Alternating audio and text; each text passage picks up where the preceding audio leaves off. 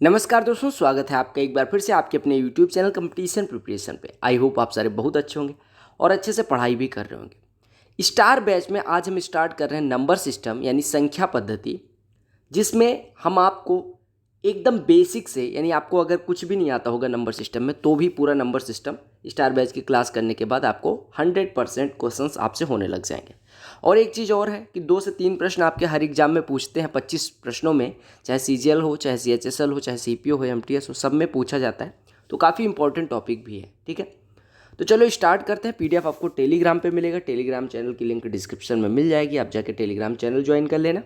और दूसरी सबसे इंपॉर्टेंट चीज़ है, नोट्स बनाते रहें, क्योंकि नोट्स अगर आपके पास रहेगा तो ही आप एग्जाम से पहले रिवाइज कर पाएंगे, ठीक है। तो चलो स्टार्ट करते हैं, एकदम बेसिक से स्टार्ट करेंगे। देखिएगा कि नंबर्स जो होती है ना, उसका क्लासिफिकेशन अगर करें तो मेन रूप से 2 तरह से नंबर्स को हम डिवाइड कर सकते हैं, 2 भागों में डिवाइड कर सकते हैं किसी भी संख्या को। मतलब जो संख्याएं हैं, नंबर्स जो हैं, संख्याएं जो हैं, उनको 2 भागों में हम डिवाइड कर सकते हैं। पहले भाग की अगर हम बात करें, यानी कि पहली क्लासिफिकेशन अगर हम करें नंबर्स का, तो पहला होता है रियल नंबर्स और दूसरा होता है इमेजिनरी नंबर। इसी पे पूरा नंबर सिस्टम आपका रन करने वाला है। रियल नंबर क्या होते हैं सबसे पहले जान लेते हैं। देखो, जो नंबर्स यानी ऐसी संख्याएं जिन्हें हम संख्या रेखा पर निरूपित कर सकते हैं। संख्या रेखा क्या होती है? देखो, आपको पता होगा संख्याएं -इन्फिनिटी से लेके -अनंत से लेके प्लस अनंत तक हो सकती है, पता है। बीच में जीरो आता है, जीरो के दाई साइड में पॉजिटिव नंबर्स यानी 1 2 3 3, 1 मिनट, ये क्या हो रहा है, 1 2 3 4, ऐसे डॉट डॉट डॉट इन्फिनिटी तक।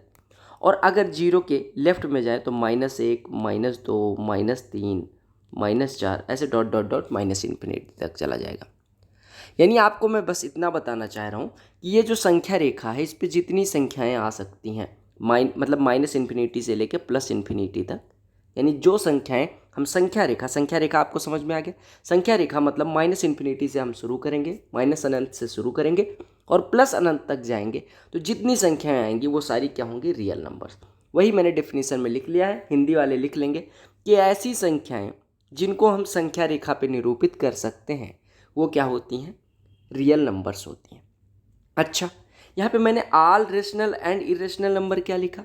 आपको पता होगा कि यहाँ से अगर हम अनंत से शुरू करके प्लस अनंत तक जाएं, यानी इन्फिनिटी से शुरू करके प्लस इन्फिनिटी तक जाएं, तो आपको यहाँ पे जैसे मान लो मैंने कहा ये 0 है, इधर 1 मिला आपको, इधर 2 मिला, इधर 3 मिला, बीच में ऐसी संख्या भी मिलेगी 1.72359 डॉट डॉट डॉट, 1 और 2 के बीच में, 2 से 3 के बीच में असंख्य संख्याएं होंगी जो दशमलव वाली होंगी। तो वो संख्याएं भी रियल नंबर्स होंगी। यानी आपको बस इतना समझना है कि ऐसी संख्याएं जो नंबर लाइन पे यानी संख्या रेखा पे निरूपित कर सकते हैं वो क्या हो जाएंगी? Real numbers. आई होप आपको रियल नंबर की डिफिनीशन आ गई। आंख बंद करेंगे, एक बार आप सोचेंगे कि -इनफाइनाइट से लेके प्लस इनफाइनाइट तक जितनी संख्याएं हो सकती हैं वो सारी क्या होती हैं? Real number. -इनफाइनाइट से लेके प्लस इनफाइनाइट तक जितनी संख्याएं हो सकती हैं वो क्या होती हैं? रियल नंबर्स, यानी वास्तविक संख्या। तो आप लिख लेना हिंदी में वास्तविक संख्या, और हिंदी में डिफिनीशन लिख लेना ऐसी संख्याएं, लिख लो, ऐसी संख्याएं जिन्हें हम संख्या रेखा पर निरूपित कर सकते हैं। संख्या रेखा क्या होता है? -इनफाइनाइट से प्लस इनफाइनाइट इंक्लूडिंग 0, ठीक है। इस पे जिसको निरूपित कर सकते हैं वो रियल नंबर्स कहलाते हैं। क्या कहलाते हैं? रियल नंबर्स कहलाते हैं। अब हम बात करते हैं इमेजिनरी नंबर क्या होता है।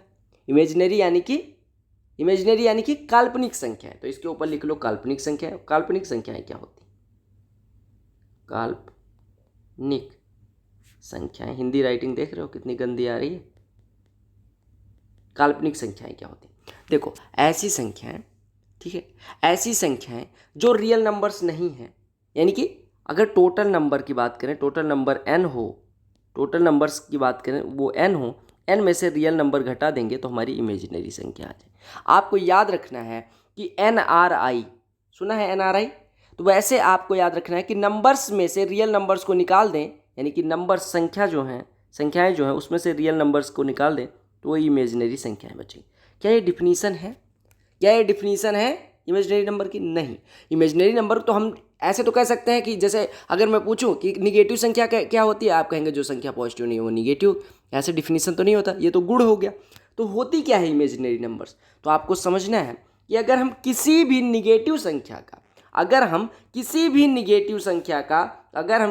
निगेटिव नंबर का स्क्वायर रूट ले लें तो जो संख्या मिलेगी वो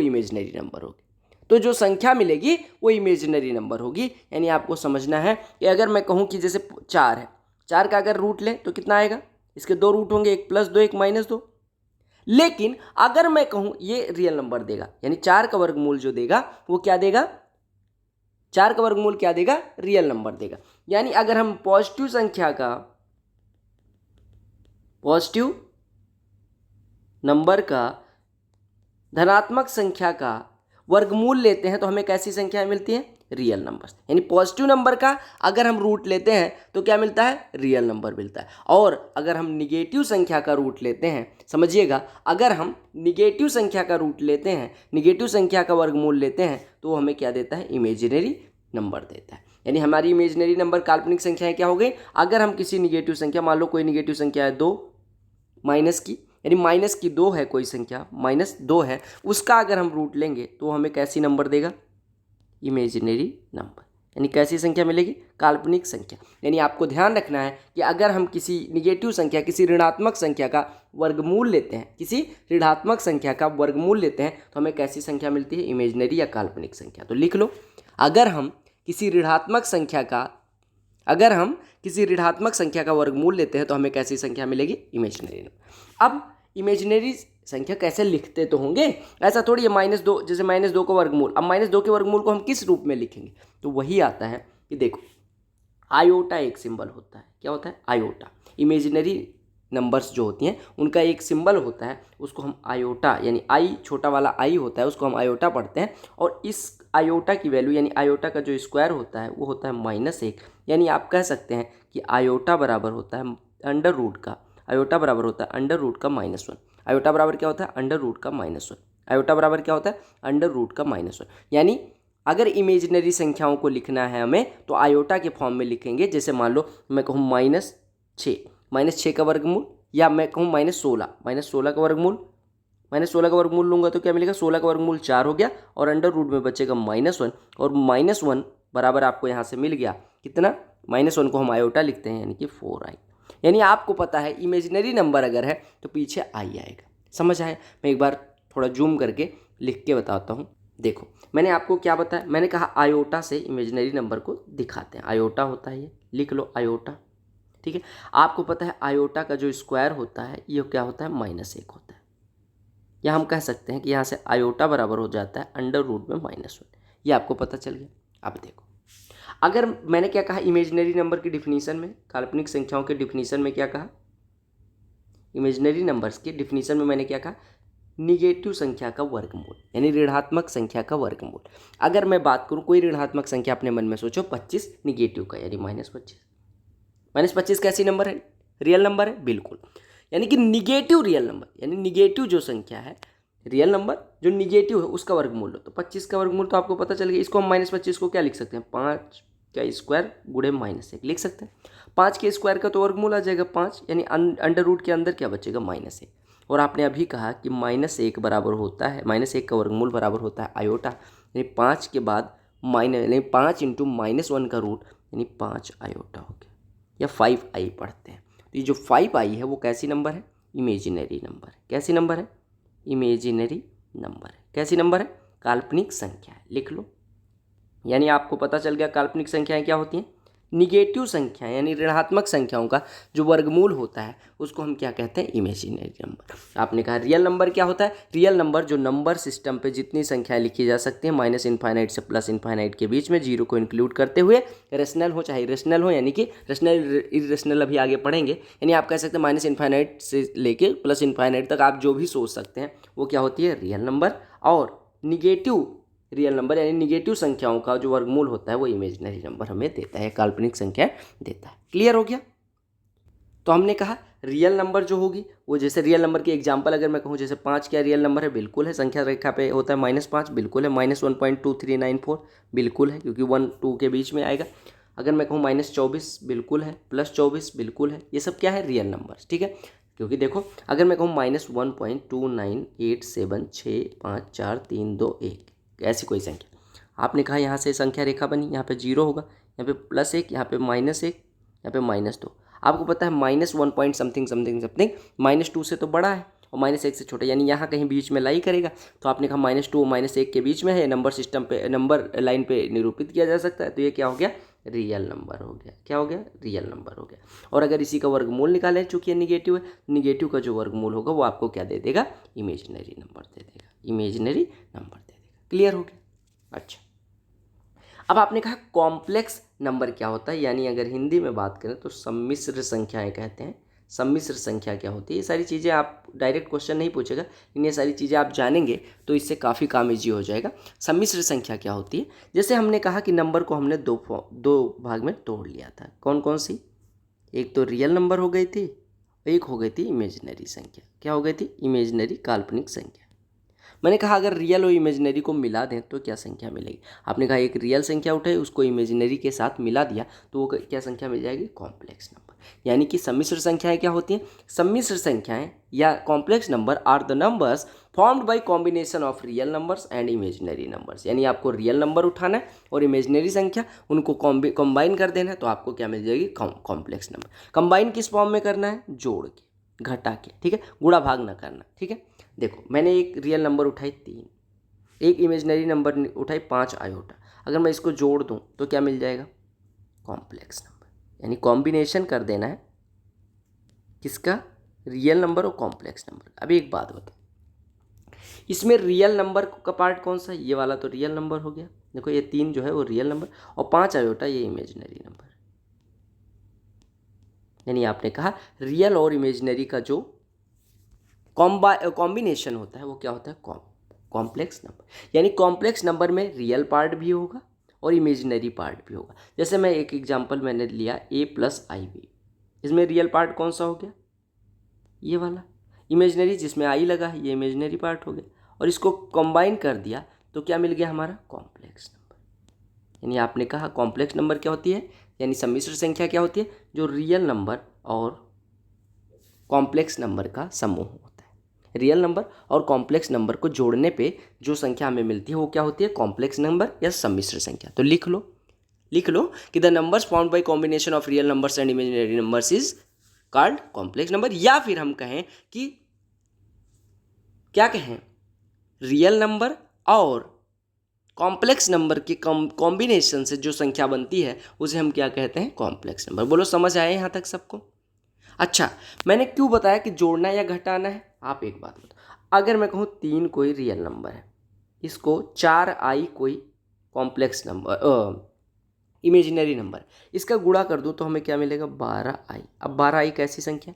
इसमें आपने कहा i जुड़ गया यानी इमेजिनरी पार्ट जुड़ गया, तो ये केवल और केवल इमेजिनरी नंबर है। इसमें रियल पार्ट है नहीं है, तो इमेजिनरी नंबर हो गया। अगर मैं भाग करूँ 4i, मान लो कोई इमेजिनरी नंबर है, इसमें 3 से डिवाइड कर दूँ तो आपका 4/3i मिलेगा। वो कैसा संख्या मिलेगा?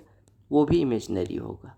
यानी अगर इमेजिनरी में किसी रियल नंबर से गुणा किया जाए या भाग किया जाए, अगर किसी काल्पनिक संख्या में किसी वास्तविक संख्या से गुणा किया जाए या भाग किया जाए तो आपको कैसी संख्या मिलती है? इमेजिनरी संख्या। देखो यहाँ पे गुणा किया हमने रियल पार्ट को इमेजिनरी पार्ट को, तो हमारा इमेजिनरी मिला। यहाँ पे हमने इमेजिनरी में रियल से भाग किया तो भी इमेजिनरी मिला। यानी अगर रियल इमेजिनरी का गुणा करते हैं, यानी वास्तविक और काल्पनिक संख्या का गुणा करते हैं तो भी इमेजिनरी नंबर मिलती है, और अगर भाग करते हैं तो भी इमेजिनरी नंबर मिलती है। लेकिन अगर जोड़ेंगे घटाएंगे तो क्या मिलेगी? Complex number. कॉम्प्लेक्स नंबर कैसी संख्या होती है? जिसमें रियल पार्ट भी होता है और इमेजिनरी पार्ट भी होता है। क्लियर हो गया?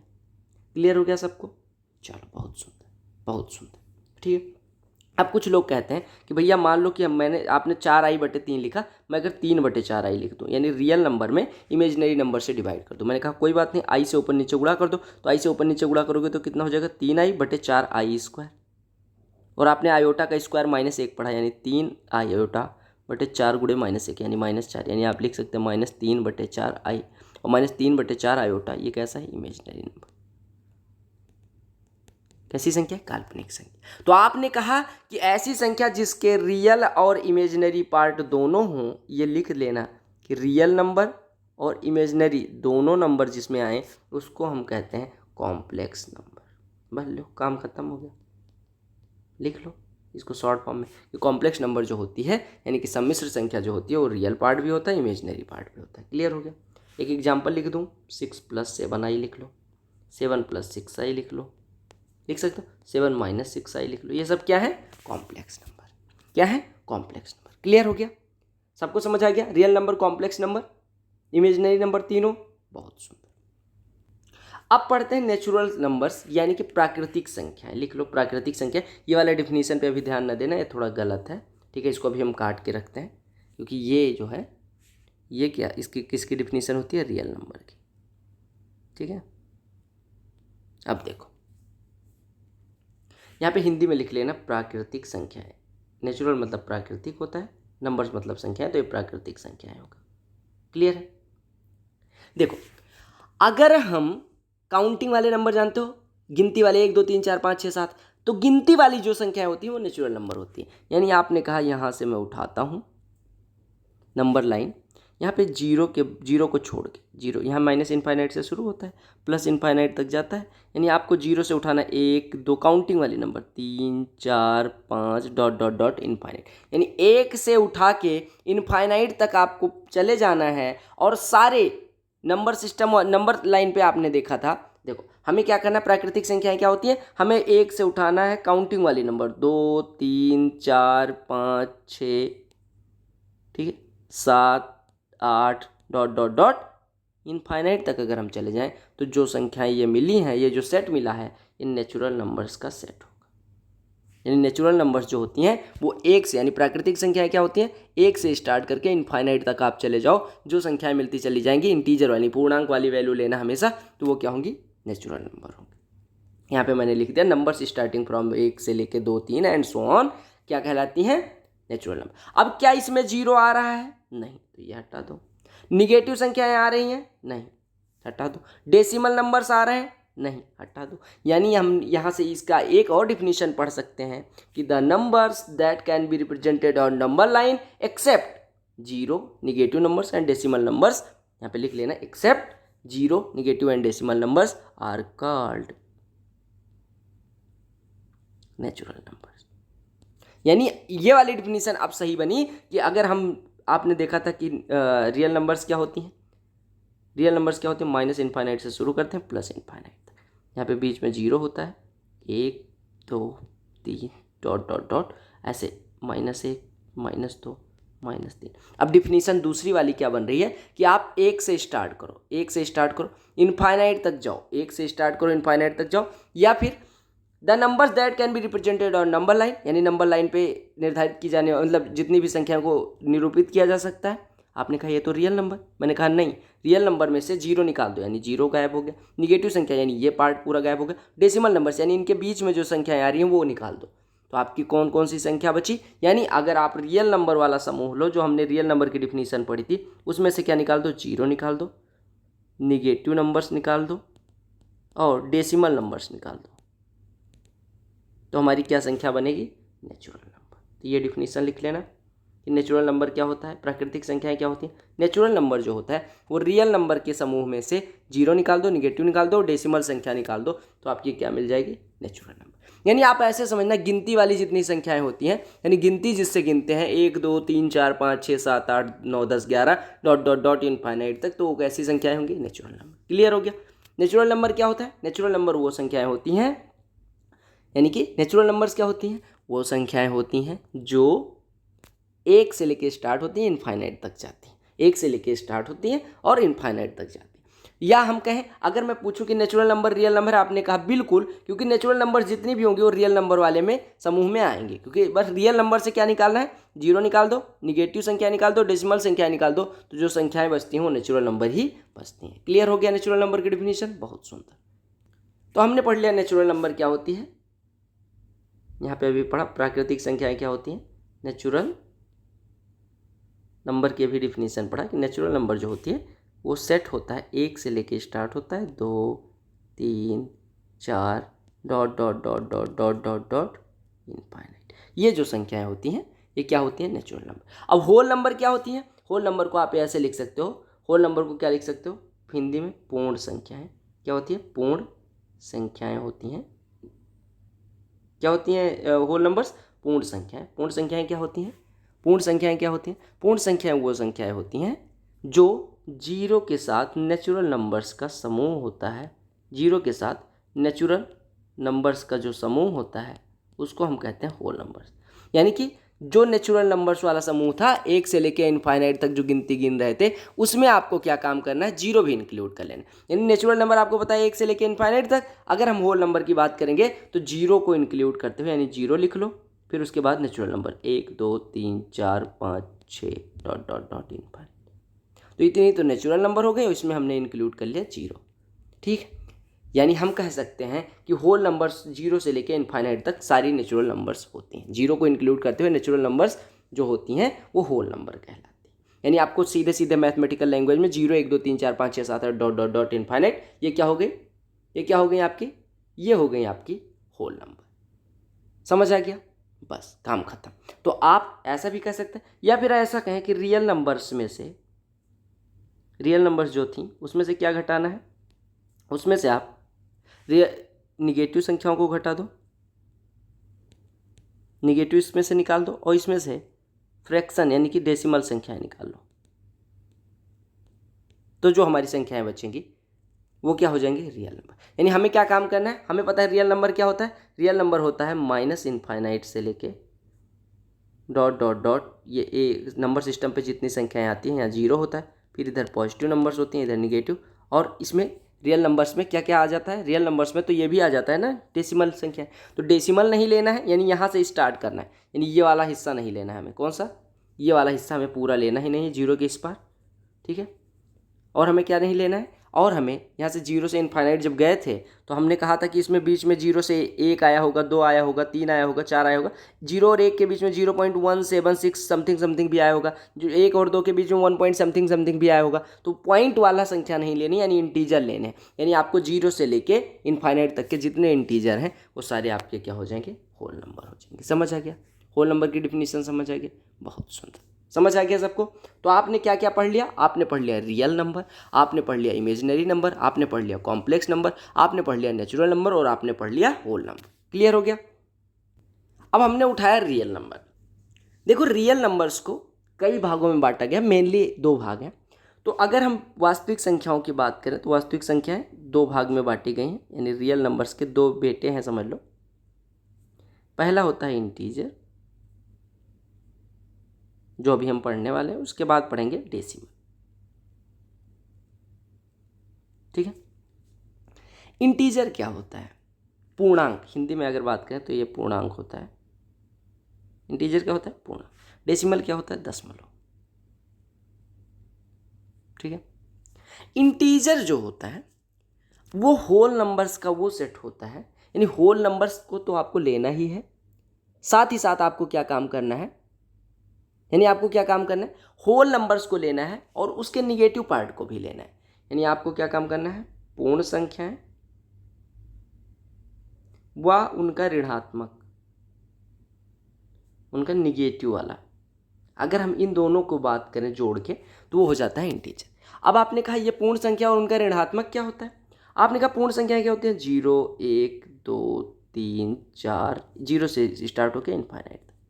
निगेटिव पार्ट यानी एक का निगेटिव -1, दो का निगेटिव -2, तीन का निगेटिव -3, चार का निगेटिव -4, ऐसे dot dot dot minus infinite, यानी माइनस इनफाइनाइट से लेकर प्लस इनफाइनाइट पर।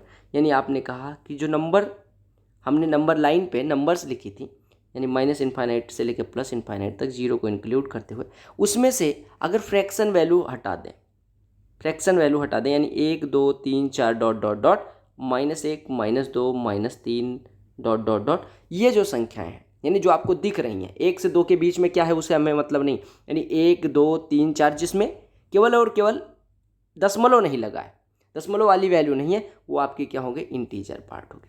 यानी जिसमें डेसिमल नहीं है वो इंटीजर, यानी जो आपको दिख रही है काउंटिंग वाली नंबर्स का पॉजिटिव और निगेटिव दोनों अगर हम पार्ट लें तो वो कैसी संख्या होती है, वो कैसी संख्या होती है, इंटीजर वैल्यू होती है या पूर्णांक है। या हम ऐसे कह लें पूर्णांक मतलब पूर्ण प्लस अंक, अंक समझ रहे हो 1 2 3, पूर्ण मतलब दशमलव नहीं आ रहा है, तो पूर्णांक मतलब -4 -3, वो निगेटिव भी हो सकता है पॉजिटिव भी हो सकता है। यानी इंटीजर जो है निगेटिव भी हो सकते हैं पॉजिटिव भी हो सकते हैं, बस उसमें फ्रैक्शन पार्ट नहीं आएगा, यानी भिन्न वाला भाग नहीं आएगा। ठीक है, ये समझ आ गया। यानी अगर मैं कहूँ कि -525 इंटीजर है, आप कहेंगे बिल्कुल। अगर मैं कहूँ -525.7, आपने कहा इसमें पॉइंट आ गया, ये नहीं है, ये नहीं, समझ आ गया। अब हम बात कर लेते हैं डेसिमल नंबर्स। देखो जो डेसिमल नंबर्स होती हैं यानी दशमलव संख्याएं, अभी मैंने आपको बताया उसमें दो पार्ट होते हैं। इंटीजर पार्ट भी हो सकता है, मतलब ये जरूरी नहीं कि हो, लेकिन आप कहेंगे इंटीजर पार्ट भी होता है और नॉन इंटीजर। नॉन इंटीजर मतलब फ्रैक्शन पार्ट होता है। यानी आपने कहा कि भिन्न भाग भी होता है और इंटीजर भी होता है। जैसे अगर मैं लिखूँ 1.2 तो आपने कहा इसमें इंटीजर पार्ट 1 हो गया और नॉन इंटीजर पार्ट 0.2 हो गया। 0.2 मतलब कि 1/5 हो गया, 1/5। यानी डेसिमल नंबर्स वो संख्याएं हैं जिनमें इंटीजर पार्ट और नॉन इंटीजर पार्ट दोनों होता है। यानी आप ऐसे कहें जहाँ कहीं पे दशमलव लगा मिल जाए वो डेसिमल नंबर हो गए, ठीक है, ऐसे समझो। डेसिमल नंबर क्या होते हैं? जिसका पूर्णांक भाग भी होता है और नॉन पूर्णांक, यानी कि पूर्णांक भाग और नॉन पूर्णांक, यानी कि इंटीजर और नॉन इंटीजर दोनों पार्ट जिस नंबर में हो उसे हम डेसिमल नंबर कहते हैं, ठीक है। अब डेसिमल नंबर को फिर दो भागों में बांटा गया। एक होता है टर्मिनेटिंग यानी शांत दशमलव। क्या होता है? शांत दशमलव। और एक होता है नॉन टर्मिनेटिंग यानी अशांत दशमलव। क्या होता है? एक होता है शांत दशमलव, एक होता है अशांत दशमलव। एक होता है शांत दशमलव, एक होता है अशांत दशमलव। अब ये क्या होता है? देखो जो टर्मिनेटिंग होता है, जैसे आपने पढ़ा होगा 1.6 कहीं लिख दिया जाए, इसमें नंबर ऑफ डिजिट्स काउंट कर सकते हो, नंबर ऑफ डिजिट्स काउंट कर सकते हो। क्या हो सकता है? काउंट कर सकते हो, यानी कितनी संख्या है तो 1.6 में कितने डिजिट है, कितने अंक है, आपने काउंट कर लिया। अगर मैं कहूँ 1.2375, बिल्कुल देखो दशमलव के बाद 4 अंक है, ठीक है। 1.8765 आपने कहा दशमलव के बाद मैंने गिन लिया, मान लो 8 8 8 7 6 दे दिया है। इसमें दशमलव के बाद कितने डिजिट है आप काउंट कर सकते हो? बिल्कुल काउंट कर सकते हो। तो ऐसी संख्याएं क्या कहलाएंगी? टर्मिनेटिंग डेसिमल नंबर्स कहलाएंगे। यानी दशमलव के बाद, डेसिमल के बाद कितने डिजिट्स हैं अगर हम किसी नंबर के लिए वो कैलकुलेट कर सकते हैं तो वो संख्याएं क्या होंगी? टर्मिनेटिंग डेसिमल नंबर्स होंगे, शांत दशमलव होंगी। नॉन टर्मिनेटिंग क्या होता है? टर्मिनेटिंग नंबर समझ में आया? देखो टर्मिनेटिंग नंबर्स हमने समझा कि टर्मिनेटिंग मतलब कि दशमलव उसमें क्या हो जाए, दशमलव के बाद के अंक गिने जा सके, तो वो टर्मिनेटिंग होगी। अब नॉन टर्मिनेटिंग क्या होता है? नॉन टर्मिनेटिंग का मतलब होता है भैया, अच्छा पहले एक चीज़ और समझो। आपने कहा टर्मिनेटिंग एक होता है जिसमें दशमलव के बाद अंक डिजिट जो होते हैं वो कैलकुलेट किए जा सकते हैं, और नॉन टर्मिनेटिंग क्या हो गया? जिसमें दशमलव के बाद नहीं काउंट किया जाए, जैसे 1.12897654321 ऐसे करके डॉट डॉट। एक चीज़ ध्यान रखना है कि जो नॉन टर्मिनेटिंग नंबर्स हैं वो ख़त्म ही नहीं हो रही हैं। आपने देखा, जैसे नॉन टर्मिनेटिंग मतलब जैसे मैंने अभी कहा 1.1212121212 dot dot dot dot infinite times तक किया है, यानी इसमें दशमलव के बाद आप कैलकुलेट कर सकते हो? नो। अगर मैं कहूँ 1.1275654, इसमें दशमलव के बाद कैलकुलेट कर सकते हो? आपने कहा बिल्कुल, 7 डिजिट है। ये टर्मिनेटिंग हो गया शांत, ये अशांत हो गया। अब अशांत के अभी दो पार्ट बनेंगे, ठीक है। एक अशांत, अभी हमने पढ़ा डेसिमल नंबर्स। डेसिमल नंबर्स कौन सी होती हैं? जिनमें इंटीजर नॉन इंटीजर पार्ट दोनों होता है।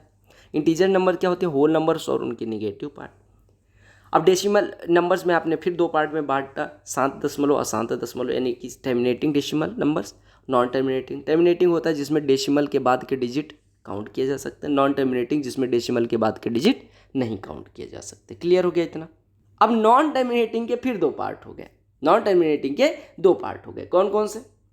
नॉन टर्मिनेटिंग में एक संख्या होती है रिपीटिंग, यानी कि बार बार आ रहा है। मान लो एक संख्या मैंने ली 1.1212121212 dot dot dot infinite times, मतलब कि दशमलव के बाद कुछ अंक ऐसे हैं जो फिर रिपीट होने लग जाते हैं, यानी 1.12 पे बार।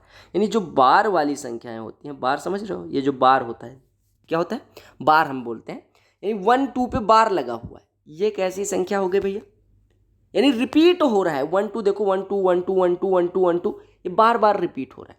मतलब ये संख्याएं कितनी है वो तो हमें नहीं पता, लेकिन हमें पता है 1-2 ही रिपीट हो रहा है। जैसे मैं मान लूँ कि 1.86565656565 डॉट डॉट। हमने देखा कि दशमलव के बाद कितने डिजिट हैं, यानी how many digits are there after decimal, we can not calculate number of digits, but हमें एक चीज़ दिख रहा है कि 65656565 ये रिपीट हो रहा है, यानी हम इसको 1.8655 पे बार लगा सकते हैं। तो ये तो हो गया आपका रिपीटिंग, और एक हो गया नॉन रिपीटिंग। नॉन रिपीटिंग का मतलब 1.123498545432197 ऐसे डॉट डॉट ऐसे मतलब कुछ भी लिखा हो, मतलब वो रिपीट कुछ पैटर्न ना बन रहा हो, यानी पैटर्न बन गया तो रिपीटिंग, यानी वो पैटर्न बन गया वही रिपीट होने लग गई संख्या तो रिपीटिंग, और अगर नहीं रिपीट हो रही है तो नॉन रिपीटिंग। यानी अशांत दशमलव के भी दो पार्ट होते हैं, शांति तो नहीं है उसे, इसे भी शांति नहीं है, इसे भी शांति नहीं, यानी दोनों क्या है, अशांत दशमलव, नॉन टर्मिनेटिंग है। लेकिन नॉन टर्मिनेटिंग के भी दो बेटे हैं, एक तो रिपीट करने लग जाता है वही चीज़ें 1 2 1 2 1 2, ये रिपीटिंग हो गया, और एक होता है नॉन रिपीटिंग, यानी कि दोहराव ही नहीं हो रहा है, कुछ भी पैटर्न नहीं फॉलो हो रहा है, तो वो नॉन रिपीटिंग नंबर्स होते हैं। ठीक है, अब रिपीटिंग नंबर्स में आपने जैसे पढ़ा कि 1.12 बार, देखो सबसे पहले देखो, अभी हमने, अच्छा इसको भी हम बाद में पढ़ेंगे, ठीक है, ठीक है, चलो पहले भी हम पढ़ेंगे, जब रेशनल नंबर इरेशनल नंबर पढ़ लेंगे फिर इस पे आएंगे। देखो अब अगला पार्ट जो है वो है रेशनल नंबर्स का। रेशनल नंबर्स क्या होते हैं ये समझते हैं। देखो परिमेय संख्या, हिंदी में इन्हें बोलते हैं, क्या बोलते हैं, परिमेय संख्याएं। परिमेय संख्या, परिमेय संख्या एक ऐसी संख्या होती है जिसको p/q के फॉर्म में लिखा जा सकता है। p और q दोनों क्या है, इंटीजर है यानी पूर्णांक है, और q नॉट इक्वल टू 0 है। यानी एक ऐसी संख्या जिसे p/q के फॉर्म में लिखा जा सकता है, यानी भिन्न के रूप में लिखा जा सकता है, और आपने कहा कि p और q दोनों पूर्णांक होने चाहिए, क्या होने चाहिए, इंटीजर यानी पूर्णांक होने चाहिए, और q जो है वो 0 के बराबर ना हो, q जो है वो 0 के बराबर ना हो। अगर ऐसा सब है तो आप कहेंगे कि वो कैसी संख्या हो जाएगी, वो हो जाएगी आपकी रेशनल नंबर। जैसे अभी आपको मैंने बताया कि p/q के फॉर्म में लिखे जा सकते हैं, p और q इंटीजर होने चाहिए एटसेट्रा। अब आपने अभी मैंने पढ़ाया था कि डेसिमल नंबर्स जो होती हैं ना, कौन सी, डेसिमल नंबर्स जो रिपीटिंग होती हैं, यानी रिपीट हो रहा होता है कुछ, उनकी बात कर लेते हैं। सबसे पहले ये देखो, सबसे पहले मैंने कहा p/q के फॉर्म में लिखे जा सकते हैं, मतलब जैसे 3/4 के फॉर्म में लिख दिया। 3 और 4 दोनों इंटीजर हैं, बिल्कुल है।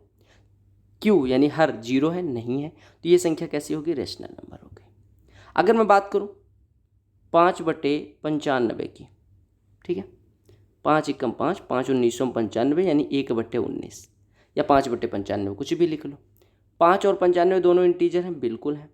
5 और 95 में से कोई 0 है, मतलब 95 0 है, नहीं, तो आपकी ये क्या हो जाएगी, रेशनल नंबर। अब एक बात बताओ, आपने कहा रेशनल नंबर की डिफिनीशन, फिर से मैं बता रहा हूँ, p/q के फॉर्म में, q नॉट 0। जैसे मैंने डेसिमल नंबर लिया, क्या डेसिमल नंबर रेशनल नंबर होती है, आप देखो, जैसे ये तो हो गया रिपीटिंग, इसको हम लिख सकते हैं 0.121212 को 12 पे बार। आपने कहा इसको रेशनल नंबर कैसे बनेंगे, मैंने कहा कि 2 अंकों पे दशमलव है ना, 2 अंकों पे बार है, तो पहले आप दशमलव हटा दो, दशमलव हटा दिया, 12 हो गया। कितने अंकों पे बार है, 2 अंकों पे, तो 2 बार 9 लिख देंगे। 12/99 या 3 से काट दो, 4/33। इसको हमने p/q के फॉर्म में लिख लिया, बिल्कुल लिख लिया। देखो p/q बाई ये है, p/q दोनों नॉन जीरो, दोनों इंटीजर। आपने कहा ये कैसी हो गई, रेशनल नंबर। यानी मैं आपको यहाँ से ये बताना चाह रहा था कि भैया जो डेसिमल नंबर होती है ना, जो डेसिमल नंबर होती है, जो या तो शांत दशमलव हो और या तो जो अशांत है उसमें रिपीटिंग हो, तो उसको हम रेशनल नंबर के फॉर्म में लिख सकते हैं। यानी हमने रेशनल नंबर के फॉर्म में, अगर मैं कहूँ 4/7 रेशनल नंबर है, आपने कहा बिल्कुल। अगर मैं कहूँ 0.161616 dot dot dot infinite times तक, ये रेशनल नंबर है, आपने कहा बिल्कुल। मैंने कहा कैसे, आपने कहा 0.16 पे बार, फिर इसको 16/99 लिख लिया, तो ये भी रेशनल नंबर है। तो आपको रेशनल नंबर की डिफिनीशन मिल गई, p/q के फॉर्म में लिखना है, p/q के फॉर्म में लिखना है, p और q दोनों इंटीजर होने चाहिए और q नॉट इक्वल टू 0 होना चाहिए। समझ आ गया। अब देखो, अब मैं आपको एक चीज़ और बता दे रहा हूँ, जैसे कहीं पे ना रिपीटिंग जो डेसिमल होते हैं उसमें क्या करते हैं, जैसे मान लो कहीं पे लिखा है 0.1787878, इसको हमें लिखना है भिन्न के फॉर्म में।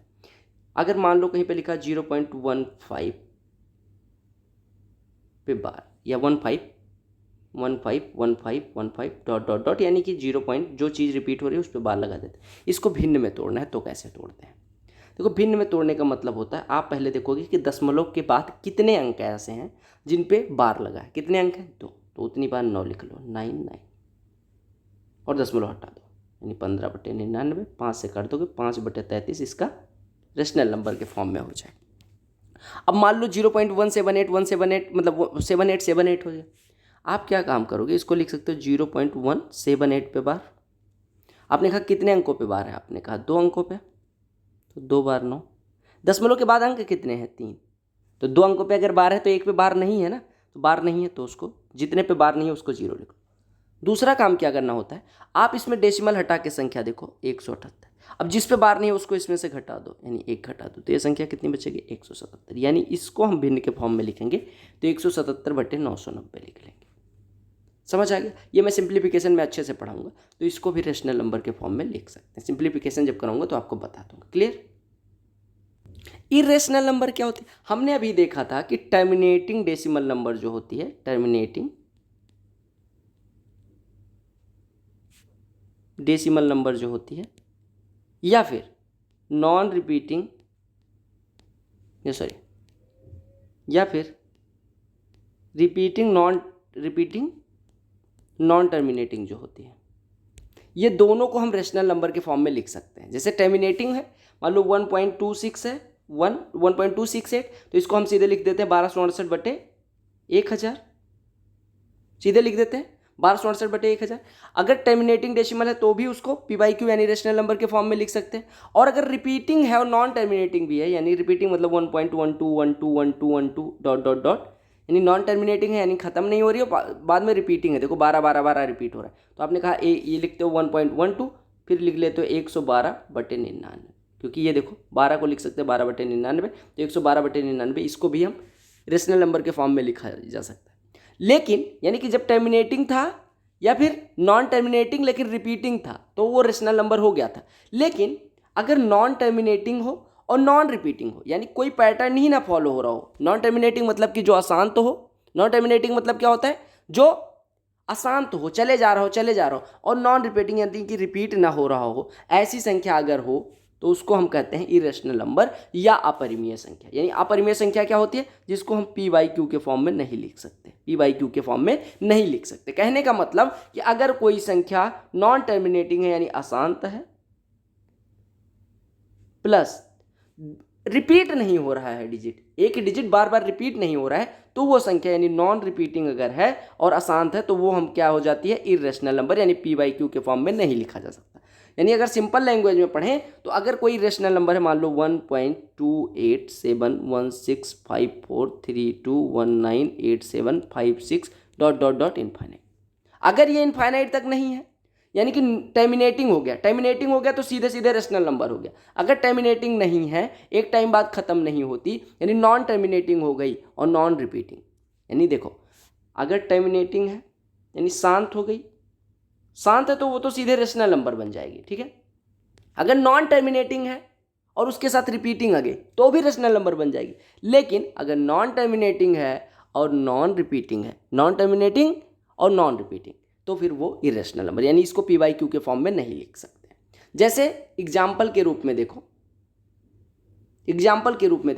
अगर हम पाई की वैल्यू की बात करें तो कुछ लोग कहते हैं पाई की वैल्यू 22/7 होती, नहीं, जो पाई होता है उसकी वैल्यू 22/7 नहीं होती, पाई की जो नियरेस्ट वैल्यू होती है वो 22/7 होती है। वैसे अगर हम पाई की वैल्यू की बात करें तो पाई की वैल्यू होती है 3.1415926535, और ऐसे चलता रहता है इनफाइनाइट तक। यानी पाई की वैल्यू को हम इंटीजर फॉर्म में मतलब p/q के फॉर्म में नहीं लिख सकते, तो जो पाई है वो इरेशनल नंबर है, इरेशनल नंबर। या अगर मैं बात करूँ √3 या √2, ये सब जो संख्या है वो क्या है? इरेशनल नंबर है, क्योंकि √3 जो होता है ना, √3 की वैल्यू देखो 1.732 dot dot dot something, √2 1.414 dot dot dot something, यानी ये जो संख्याएं हैं इनको हम p/q के फॉर्म में नहीं लिख सकते, तो ये कैसी संख्या हो जाएगी? Irrational number. यानी आप ऐसे समझो जिसको p/q के फॉर्म में नहीं लिखा जा सकता। या फिर ऐसी डेसिमल नंबर्स, ऐसे समझना, ऐसी डेसिमल नंबर्स, ऐसी दशमलव संख्याएं जो एक तो नॉन टर्मिनेटिंग यानी खत्म नहीं होती, और नॉन टर्मिनेटिंग के साथ रिपीटिंग नहीं होनी चाहिए, यानी मान लो नॉन टर्मिनेटिंग है, खत्म नहीं हो रही, अशांत है, तो रिपीट नहीं करना चाहिए, तो वो संख्याएं इरेशनल नंबर कहलाती है। क्लियर हो गया? चलो, तो आपने काफ़ी सारी नंबर्स पढ़ ली। अब हम बात करते हैं प्राइम नंबर्स, यानी कि अभाज्य संख्या। हिंदी वाले लिख लेंगे अभाज्य संख्या, लिखते रहो, समझ आ रहा है ना। अभाज्य संख्या, अभाज्य संख्याएं क्या होती हैं? ऐसी संख्या जिनके केवल और केवल दो डिवाइजर्स होते हैं, ये दो भाजक होते हैं, जिनके केवल और केवल दो भाजक, वो क्या कहलाती है? अभाज्य संख्या। यानी जिनके केवल और केवल दो फैक्टर्स होते हैं, वो संख्या क्या कहलाती है? प्राइम नंबर्स कहलाती हैं। और फैक्टर्स कौन कौन से होंगे? एक तो 1 होगा और एक नंबर इटसेल्फ होगी। यानी एक फैक्टर तो उसका एक हो जाएगा, फर्स्ट फैक्टर, और दूसरा वो संख्या खुद। जैसे मैं अगर बात करूं सबसे छोटी ऐसी संख्या बताओ प्राइम नंबर्स की, अगर मैं बात करूं तो यहाँ पे देख लो, प्राइम नंबर मैं फिर से लिख दे रहा हूँ, फैक्टर्स कितने होने चाहिए? 2। कौन कौन से? 1 और नंबर इटसेल्फ। तो वो संख्या कैसी हो जाएगी? Prime number. इसके सिवा कोई फैक्टर नहीं होना चाहिए। अब मैं बात करूं प्राइम नंबर, सबसे छोटा प्राइम नंबर, तो क्या 0 प्राइम नंबर है? 0 तो प्राइम नंबर हो ही नहीं सकता। 1, आपने कहा 1 की 2 फैक्टर नहीं, क्योंकि 1 का एक फैक्टर 1, यही एक फैक्टर है, तो मिनिमम 2 फैक्टर्स होने चाहिए, यानी कि मिनिमम नहीं 2 ही फैक्टर्स होने चाहिए, तो 1 तो प्राइम नंबर नहीं। यानी सबसे छोटी प्राइम नंबर कौन सी है? सबसे छोटी अभाज्य संख्या 2। 3 की बात करें, 3 प्राइम नंबर है, क्योंकि 1 और 3 ही फैक्टर। 5 की बात करें, प्राइम नंबर है। 7 की बात करें, प्राइम नंबर है। 11 की बात करें, प्राइम नंबर है। 13 की बात करें, प्राइम नंबर है। 17 की बात करें, प्राइम नंबर। ये प्राइम नंबर्स हैं। और प्राइम नंबर का कोई ऐसे फॉर्मूला ऐसा सच नहीं है कि आप ऐसे नोट कर लो, हालांकि अभी एक छोटा सा ट्रिक मैं बताने की जरूर कोशिश करूंगा। लेकिन प्राइम नंबर्स की अगर हम बात करें, अभाज्य संख्या, तो उसके केवल और केवल 2 फैक्टर होते हैं, पहली चीज। दूसरी चीज, फैक्टर कौन कौन से होंगे? एक तो 1 होगा, एक नंबर इटसेल्फ होगी। दूसरी सबसे छोटी यानी स्मॉलेस्ट प्राइम नंबर जो होती है, स्मॉलेस्ट प्राइम नंबर, वो कौन सी है? सबसे छोटी अभाज्य संख्या कौन सी है? 2। ठीक है, सबसे छोटी अभाज्य संख्या कौन सी है? 2। दूसरी चीज, 1 एंड ओनली लिख लेना, 1 and only even prime number, सम अभाज्य संख्या, ये कौन सी है? 2। ये भी लिखना है। केवल और केवल एक सम अभाज्य संख्या होती है, वो होती है 2। क्लियर है? चलो, बहुत सुंदर। तो अभाज्य संख्या का डिफिनीशन आपको समझ में आ गया। अभाज्य संख्या की डिफिनीशन क्या होती है?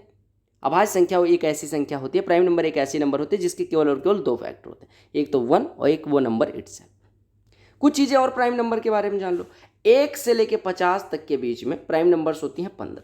1 से लेके 50 तक के बीच में 15 प्राइम नंबर्स होती हैं। जैसे अगर मैं बात करूँ, गिनवा दूँ आपको, तो पहले आप 1 से शुरू करोगे? नहीं, 2, 3, 5, 7, 11, 13, 17, 19, 23, 29, 31, 37, 41, 43, 47, गिन लेना कितना हो गया? 3, 3, 6, 3, 9, 3, 12, 3, 15। 1 से लेके 50 तक टोटल 15, ये याद रखना है। 1 से 50 तक कितनी प्राइम नंबर होती हैं? 15। 50 से लेके 100 तक 10 होती हैं। 50 से लेके 100 तक आप देख लेना कौन कौन सी प्राइम नंबर, उनका केवल 2 फैक्टर होना चाहिए, एक नंबर इटसेल्फ, यानी नंबर खुद। अगर 2 फैक्टर्स हैं केवल, तो वो अभाज्य संख्या हो जाएगी। तो 50 से 100 तक लेके 100, आपने कहा 1 से 50 तक 15, 50 से 100 तक 10। 1 से 50 तक कितनी अभाज्य संख्या होती है प्राइम नंबर्स? 15। 50 से 100 तक 10, तो टोटल कितनी होगी 1 से 100 तक? 25। तो आप याद रखना कि 1 से 100 तक 25, 1 से 50 तक 15, 50 से 100 तक 10 प्राइम नंबर्स होते हैं। क्लियर हो गया? अब छोटी सी जो ट्रिक मैंने बताने को कहा था वो लिख लेना, ट्रिक TRIC कि जो भी प्राइम नंबर 3 से बड़ी है, जो भी प्राइम नंबर 3 से बड़ी है, यानी कोई प्राइम नंबर, कोई अभाज्य संख्या अगर 3 से बड़ी है, तो उसको हम या तो 6 के +1 या 6 के -1 के फॉर्म में लिख सकते हैं। यानी कि अगर हम 6 के +-1 के फॉर्म में कोई संख्या लिखते हैं तो हमारी पक्का प्राइम नंबर होगी। 6 के +1 या 6 के -1 हमेशा प्राइम नंबर होगी। जैसे k बराबर 1 रख लो, k बराबर 1 रखो, 6 कम 6 1 7, 7 भी प्राइम नंबर, 6 कम 6 -1 यानी 5 भी प्राइम नंबर। k बराबर 2 रख लो, 6 दूनी 12 1 13 प्राइम नंबर, 6 दूनी 12 -1 11 भी प्राइम नंबर। 3 रखो, 18 में से 1 जुड़ेगा 19 भी प्राइम नंबर, 18 में से 1 घटेगा 17 भी प्राइम नंबर। यानी अगर आप ऐसे देखो, हर छठवीं संख्या प्राइम नंबर बन रही है। यानी आप देखो हर छठवीं संख्या 5 से स्टार्ट होके हर छठवीं संख्या प्राइम नंबर है, 7 से स्टार्ट होके हर छठवीं संख्या प्राइम नंबर। अब देखो ध्यान रखना के बराबर अगर हम 4 रखें तो के बराबर 4 पे 6 चौको 24 1 25 प्राइम नंबर है नहीं, लेकिन 6 चौको 24 माइनस 1 23 प्राइम नंबर है। तो ये ट्रिक कुछ दूर तक तो सही होगी लेकिन कुछ दूर तक फिर गलत होने लग जाएगी। देखो के बराबर 4 रखोगे तो 6 चौको 24 1 25 25 क्या प्राइम नंबर नहीं, तो 6 के प्लस 1 हमेशा नहीं सेटिस्फाई होगा। ठीक है, तो आपको 6 के प्लस 1 6 के माइनस 1 के फॉर्म में लिख सकते हैं। ये ध्यान रखना कि कई बार चेक करना पड़े। अगर के बराबर 5 रख दो तो 30 1 31 30 माइनस 1 29, 6 रख दूँ 36 प्लस 1 37 तो होगा, लेकिन 36 माइनस 1 35 प्राइम नंबर नहीं होगा। ठीक है, तो आप ये ध्यान रखना कि हर प्राइम नंबर को 6 के प्लस 1 के फॉर्म में लिखा जा सकता है, 6 के प्लस 1 या 6 के माइनस 1। जरूरी नहीं कि 6 के प्लस 1 या 6 के माइनस 1 हमेशा प्राइम नंबर हो, लेकिन हर प्राइम नंबर जो भी प्राइम नंबर होगी उसको 6 के प्लस 1 या 6 के माइनस 1 के फॉर्म में लिखा जा सकता है। ये ध्यान रखना, यानी आपको ध्यान रखना है कि हर प्राइम नंबर को 6 के प्लस माइनस 1 के फॉर्म में लिखा जा सकता है। जरूरी नहीं कि हर प्राइम नंबर को 6 के प्लस 1 और 6 के माइनस 1 के फॉर्म में तो लिखा जा सकता है, लेकिन जरूरी नहीं कि 6 के प्लस 1 और 6 के माइनस 1 हमेशा प्राइम नंबर ही हो। तो ये ध्यान रखें, 6 के प्लस माइनस 1 प्राइम नंबर होना जरूरी नहीं, लेकिन प्राइम नंबर को जरूर इस फॉर्म में लिखा जा सकता है। क्लियर हो गया? बहुत सुंदर। के क्या होगा? इंटीजर हो। क्लियर है? अब जान लेते हैं कंपोजिट नंबर्स क्या होते हैं। कंपोजिट का विभाज्य संख्या है, आप लिख लेना। ठीक है, एक अभाज्य संख्या भी पढ़ी, एक विभाज्य संख्या पढ़। जो संख्याएं अभाज्य नहीं हो विभाज्य होती हैं, यानी कोई नंबर जिसके मोर देन 2 फैक्टर्स हो, 2 से अधिक गुणनखंड हो, वो क्या होती है? Composite number. सबसे छोटी कंपोजिट नंबर क्या होती है बताओ? 4। सबसे छोटी कंपोजिट नंबर कौन सी होती है? 4। देखो 1 भी फैक्टर है, 2 भी फैक्टर है और 4 भी फैक्टर है, तो इसके कितने फैक्टर हो गए? 3। 3 ज़्यादा है 2 से? बिल्कुल। तो आपने कहा ये कैसी संख्या हो जाएगी? Composite number. कंपोजिट नंबर एक ऐसी संख्या होती है, यानी स्मॉलेस्ट कंपोजिट नंबर की बात करें तो क्या होती है? स्मॉलेस्ट कंपोजिट नंबर कौन सी होती है? 4। यानी कंपोजिट नंबर की डिफिनीशन क्या होती है? जिसके 2 से ज़्यादा फैक्टर हो। अब एक बात बताओ, आपने कहा कंपोजिट नंबर है यानी भाज्य संख्या, उसके 2 से ज़्यादा फैक्टर होंगे हमेशा। ठीक है, अब एक बात बताओ, अगर हम 1 की बात करें, 1 प्राइम नंबर में आया था? नहीं, क्योंकि 2 फैक्टर होने चाहिए उसके लिए। 1 जब उसके 2 ही फैक्टर नहीं, उसका केवल 1 फैक्टर, तो कंपोजिट नंबर होगा? नहीं। तो आप याद रखना कि 1 ना ही प्राइम नंबर है, ना ही अभाज्य संख्या और ना ही कंपोजिट संख्या। क्लियर है? कंपोजिट नंबर के कितने फैक्टर्स होंगे? नंबर ऑफ फैक्टर्स 2 से ज़्यादा, 3 या उससे ज़्यादा, यानी 2 से ज़्यादा हमेशा होंगे। तो अगर number of factors greater than 2 तो वो संख्या क्या हो जाएगी? नंबर ऑफ फैक्टर्स लिख लो। नंबर ऑफ फैक्टर्स यानी गुणनखंडों की संख्या अगर 2 से ज़्यादा है, ग्रेटर देन 2 है, तो वो क्या हो जाएगी? कंपोजिट संख्या, विभाज्य संख्या हो जाएगी। क्लियर हो गया? क्या हो जाएगी? भाज्य संख्या हो जाएगी। क्लियर हो गया? बहुत सुंदर। और क्लास को एंड भी करना है, लेकिन उससे पहले हम कुछ चीज़ें और सीखेंगे। इवन एंड ऑड नंबर्स, सम और विषम संख्याएं लिख लो। सम व विषम संख्या।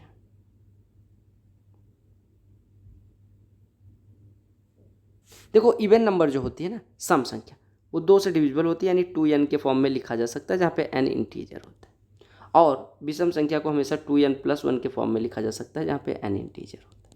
यानी जिस संख्या को 2n के फॉर्म में लिखा जा सकता है वो क्या होती है? इवन नंबर होती है, सम संख्या होती है। और जिसको 2n + 1 के फॉर्म में लिखा जा सकता है वो कैसी नंबर होती है? ऑड संख्या होती है। तो ये दोनों चीज़ आप ध्यान रखें। यानी इवन यानी सम संख्या क्या होती है? जिसको 2n के फॉर्म में लिखा जा सके। विषम संख्या क्या होती है? जिसको 2n + 1 के फॉर्म में लिखा जा सके।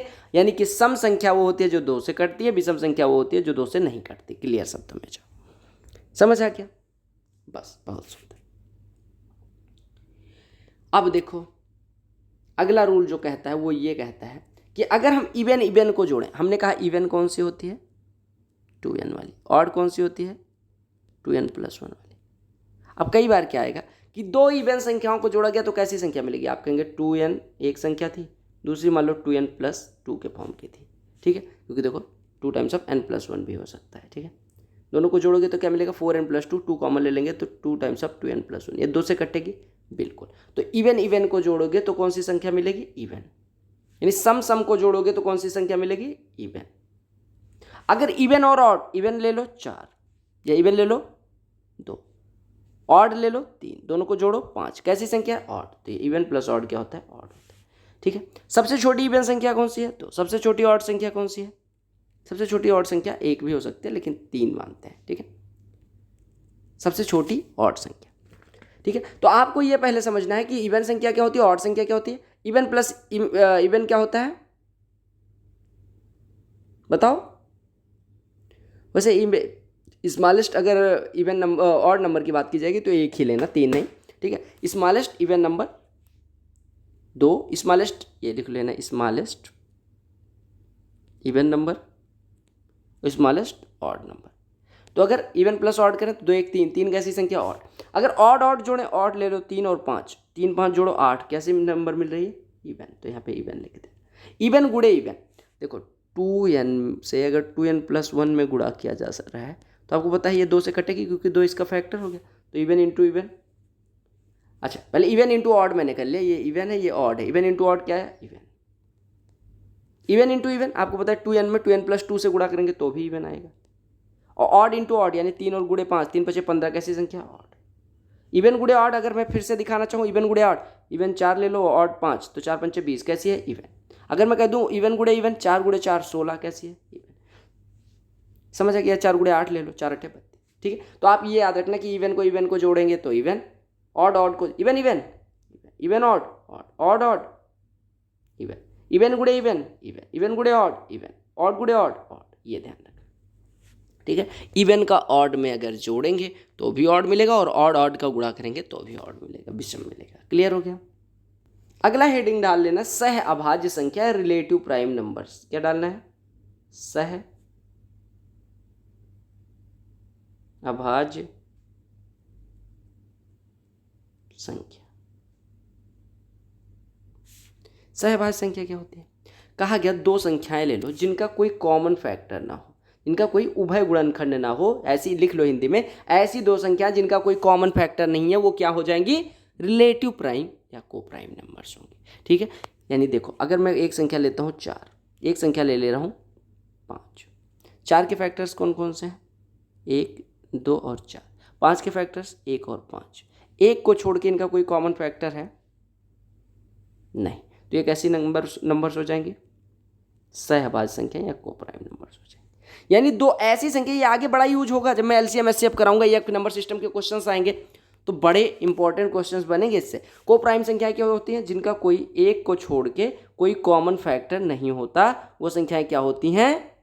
को प्राइम नंबर्स होते हैं। जैसे 2 को प्राइम नंबर्स के एग्जाम्पल ले लो, 12 और 14। बताओ को प्राइम है नहीं है? आपने कहा इसका देखो 2 से कट रहा है, ये भी 2 से कट रहा है, तो दोनों 2 से कट गया, यानी इनका कॉमन फैक्टर क्या हो गया? 2। तो एक को प्राइम नंबर है? नहीं। यानी आप अगर मैं बात करूँ, एक संख्या ले लो 3, एक संख्या ले लो 8, ये को प्राइम नंबर है। आपने कहा 3 और 8 का, 3 का फैक्टर 1 और 3, 8 का 1 2 4 और 8, इनका कॉमन फैक्टर क्या है? 1। 1 के सिवा कोई कॉमन फैक्टर नहीं, तो ये कैसी संख्या हो जाएगी? को प्राइम। एक ले रहा हूँ 25, एक ले रहा हूँ 16, दोनों में से कोई प्राइम है? नहीं।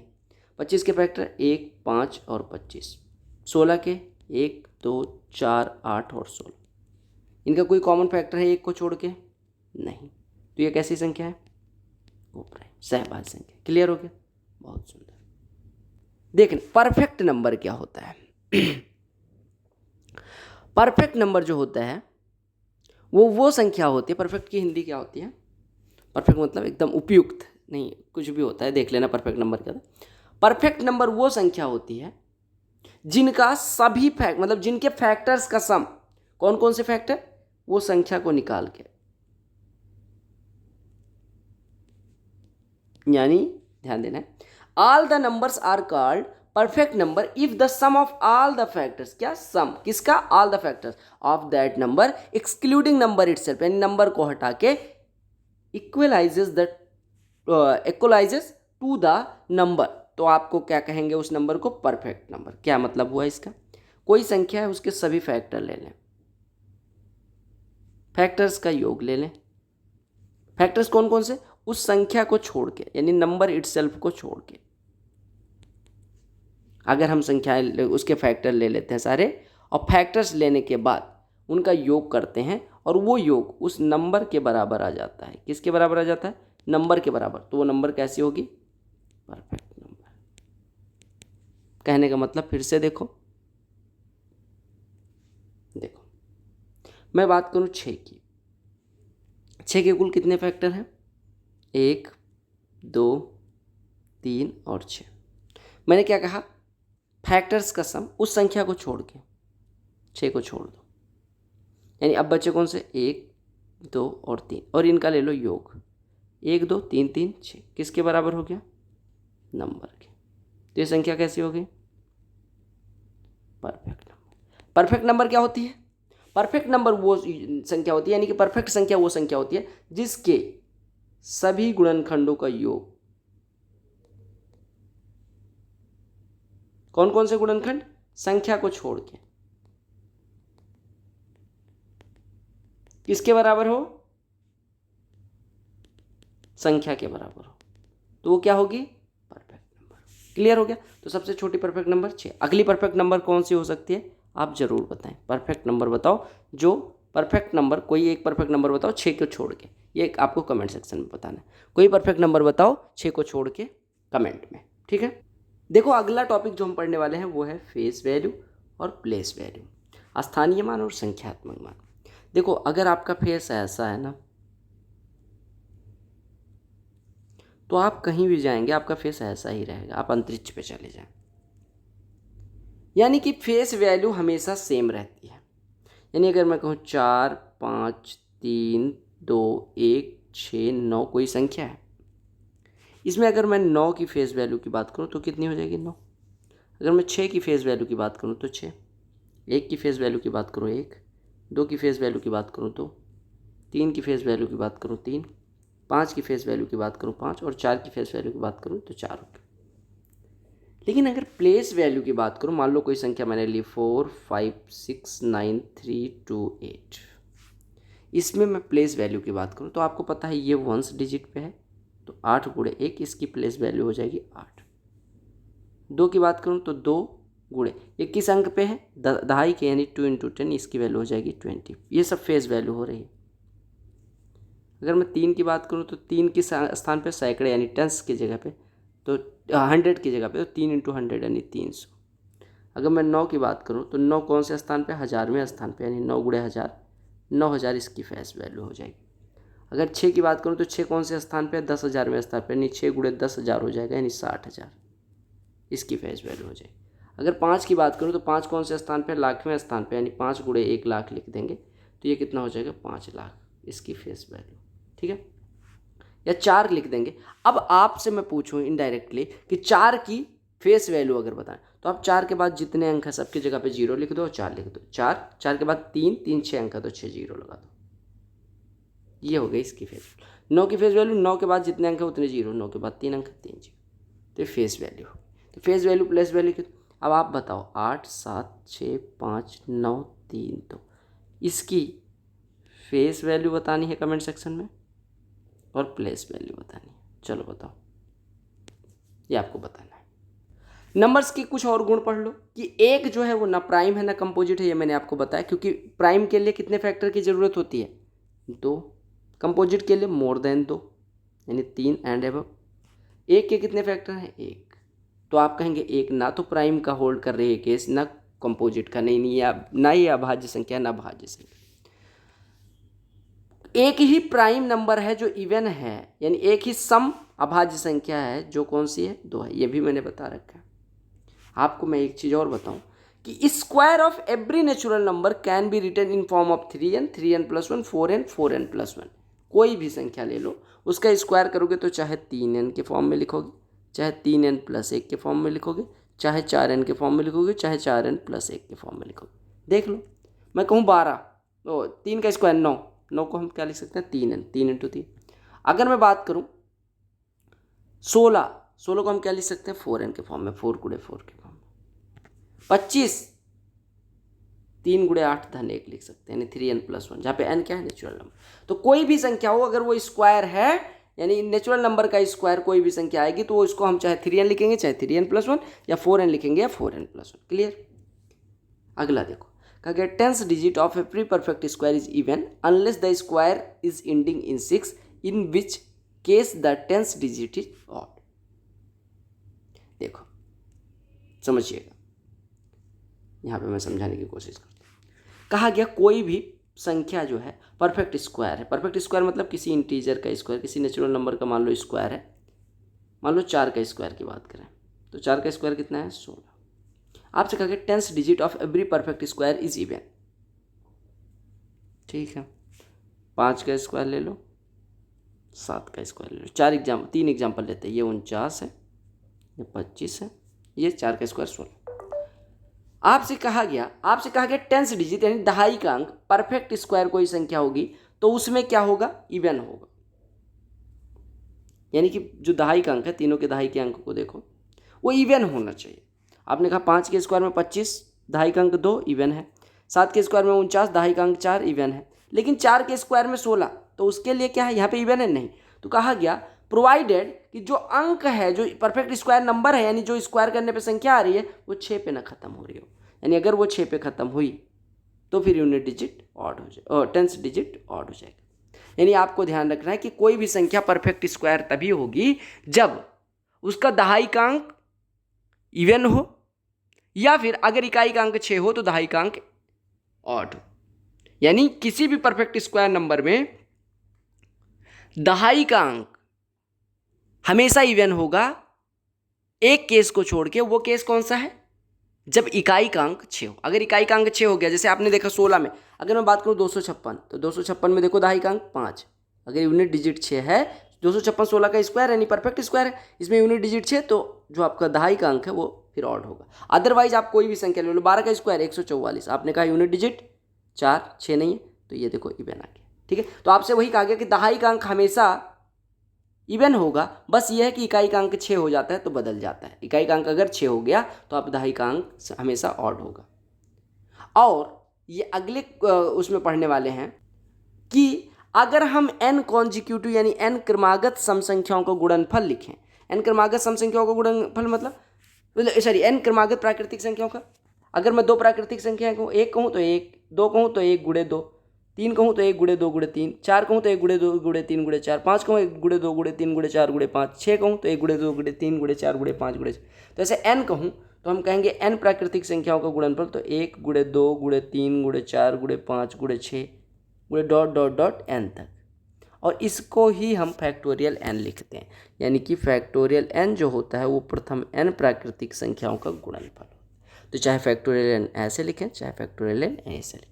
फैक्टोरियल मैं आपको डिटेल में करवाऊंगा, बस आपको ये प्रॉपर्टी बतानी थी, इस वजह से यहाँ पे बता दिया। देखो सबसे इंपॉर्टेंट चीज़ बनता है कि कोई संख्या प्राइम नंबर है या नहीं, अभाज्य संख्या है या नहीं, ये कैसे चेक करेंगे। देखो आपको कोई संख्या मान लो दे दी गई m, उसको देखना है कि ये अभाज्य संख्या है या नहीं।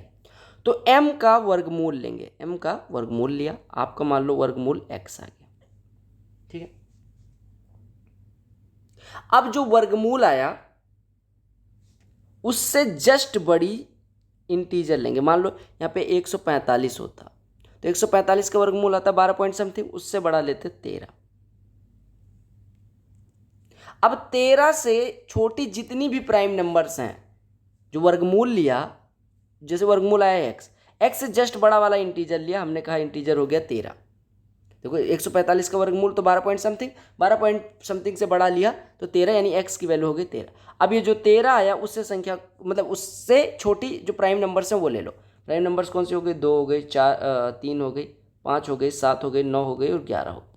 इससे इस संख्या को डिवाइड करके देख लो, अगर इसमें से किसी संख्या से कट रही है ये संख्या तो आपकी ये प्राइम नंबर नहीं है। अगर नहीं कटी तो प्राइम नंबर। 2 से कट रही है? नहीं। 3 से कट रही है? नहीं। 5 से कट रही है? बिल्कुल। तो ये प्राइम नंबर नहीं है। फिर से मैं समझा रहा हूँ, एक और संख्या ले रहे हैं 349। 349 का वर्गमूल लेना है। वर्गमूल लोगे तो 19 का स्क्वायर 361 होता है। इसका जो वर्गमूल होगा वो 19 से कम होगा। देखो 18 पॉइंट समथिंग होगा, तो 18 पॉइंट समथिंग से जस्ट बड़ी वाली संख्या लेनी है, यानी कि 19। 19 से छोटी के प्राइम नंबर्स, तो आपने प्राइम नंबर लेना शुरू किया। 2 हो गई, 3 हो गई, 5 हो गए, 7 हो गए, 9 हो गया, 9 नहीं 11 हो गया, 13 हो गया, 17 हो गया। इन सब से डिवाइड करके देखो। 2 से 1 कट रहा है? नहीं। 3 से काटोगे 9 4 13 3 16 नहीं। 5 से काटोगे? नहीं। 7 से काटोगे 7 पच्चीस 35 7 चौको 28 नहीं कट रहा है। 11 से काटोगे नहीं कट रहा है। 13 से काटोगे 13 दूना 26 89 नहीं कट रहा है। 17 से 17 के 17 दूना 34 नहीं कट रहा है।